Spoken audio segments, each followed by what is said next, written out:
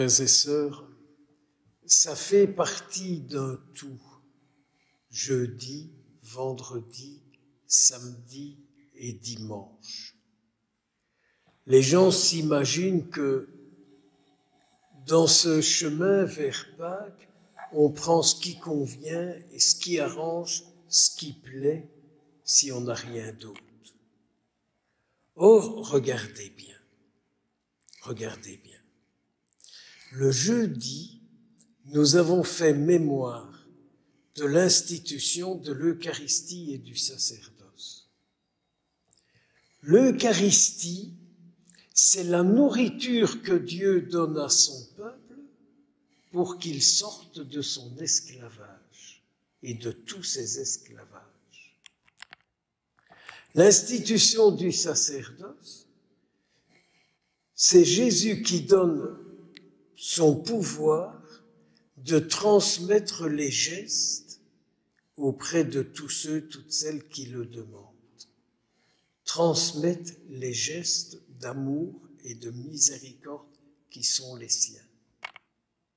Réconciliation, sacrement des malades, Eucharistie, baptême, confirmation. Tout ce qui nous est nécessaire pour vivre la vie que Dieu nous propose. Méditez, réfléchissez. Jeudi saint. Vendredi saint, nous avons célébré la mort de Jésus, son arrestation, son procès, c'est un drame.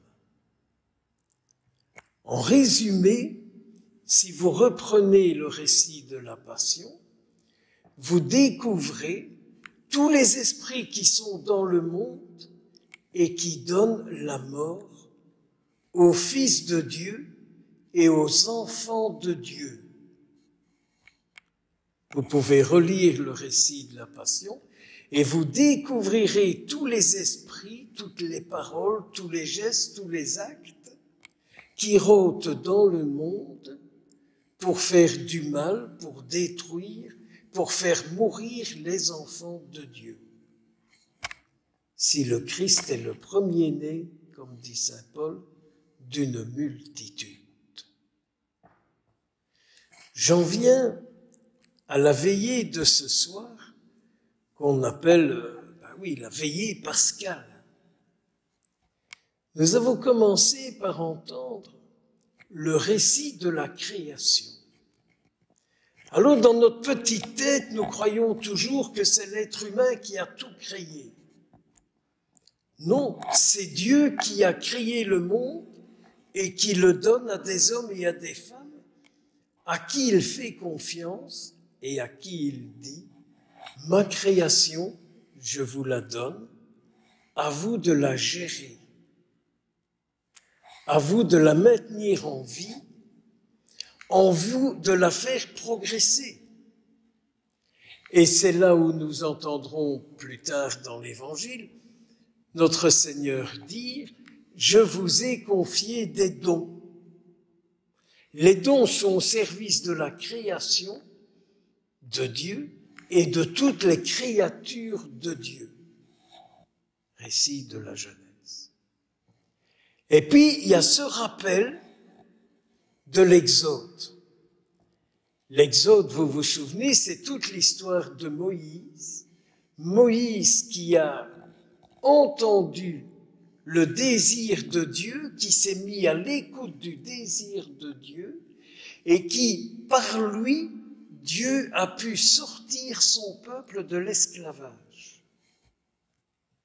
Et nous nous disions, il serait grand temps qu'il y ait des hommes, des femmes qui se mettent à l'écoute de Dieu et qui, dans le monde, disent ce que Dieu leur dit pour que le monde sorte de ses esclavages, de tous les esclavages. Et qui donc, cette personne qui est à l'écoute de Dieu, Dieu est avec elle et Dieu alors peut agir, réagir et offrir ce qui est nécessaire. Mais c'est bien ça qui manque.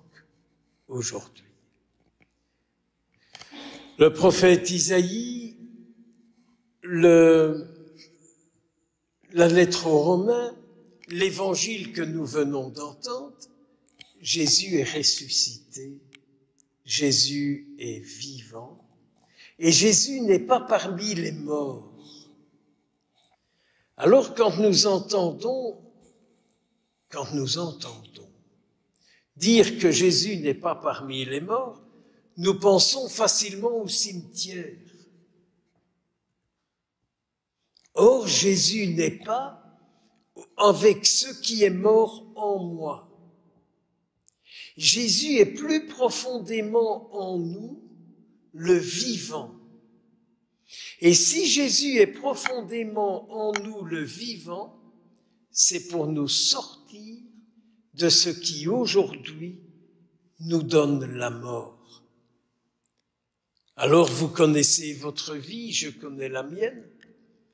À chacun de voir ce qui est mort en soi et de dire au Seigneur, mais tu es en moi écrasé par ce qui me fait mourir. Et c'est alors que nous pouvons renouveler notre engagement de baptiser et de dire au Seigneur, oui, je refuse à tout ce qui me fait mourir et c'est en toi et toi seul que je crois.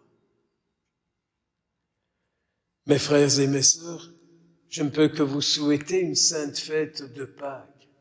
Alors qu'est-ce que c'est qu'une sainte fête de Pâques, si ce n'est de permettre à Jésus de nous tirer de la mort et de faire de nous des hommes, des femmes vivants, pas de n'importe comment, mais vivants selon lui. Car par notre baptême, ne disons-nous pas au Seigneur, ma vie, elle est plongée dans la tienne, en tout ce qui a été ta vie. Et ainsi, un jour, avec toi, je serai pour toujours. Amen.